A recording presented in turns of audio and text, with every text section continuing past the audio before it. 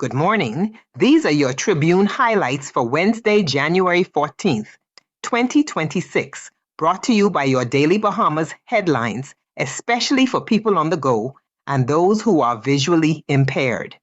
Please don't forget to like, share, and follow our Facebook, YouTube, and WhatsApp channels. Preserve your family history with a video biography.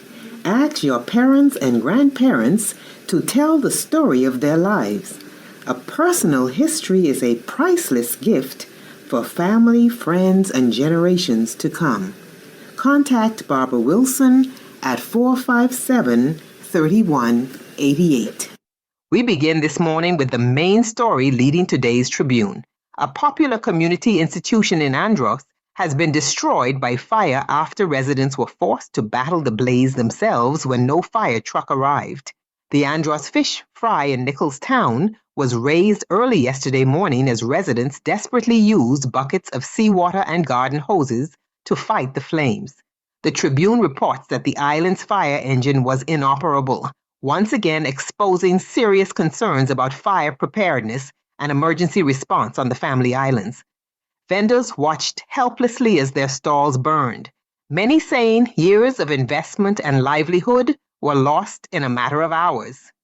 The incident has reignited national calls for urgent upgrades to firefighting equipment and emergency infrastructure outside New Providence, also making front-page news. Former Progressive Young Liberals chairman Jordan Clark is in critical condition after being shot in the face. Police say the shooting occurred near a baseball field in Pinewood Gardens. Clark was rushed to hospital where he remains under medical care.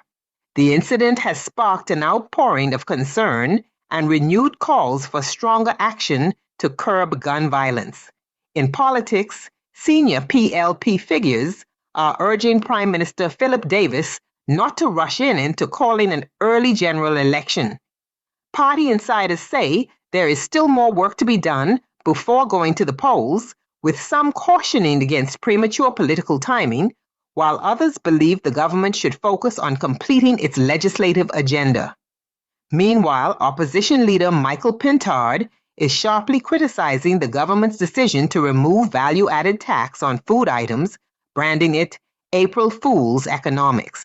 Pintard argues the move is too little, too late, and claims it fails to meaningfully reduce cost of living pressures for struggling Bahamians. Business leaders echoed similar concerns, with the Clearing Banks Association chairman warning that the value-added tax removal is poorly targeted and risks undermining government revenue without delivering sufficient relief to households.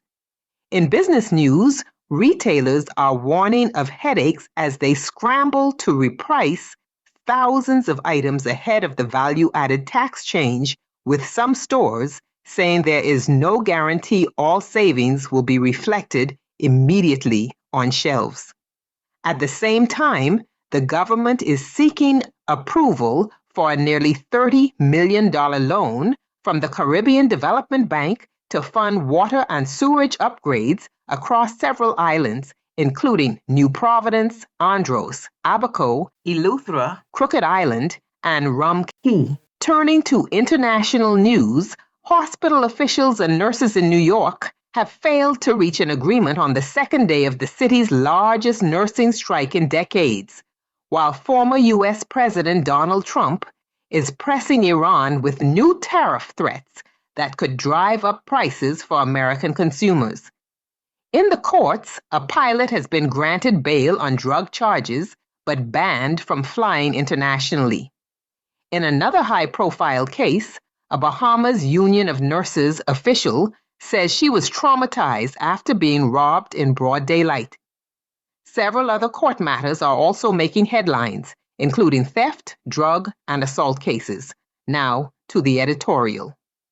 Today's Tribune editorial questions whether recent value-added tax policy changes are driven by sound economic planning or political gain.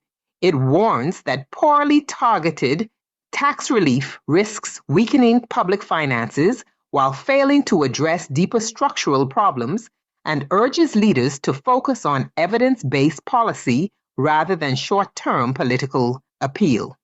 And finally, to the letters to the editor.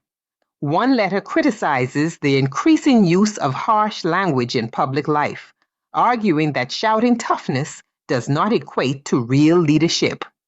Another reflects on majority rule, describing it as an unfinished revolution and calling on Bahamians to continue the work of building true economic and social empowerment.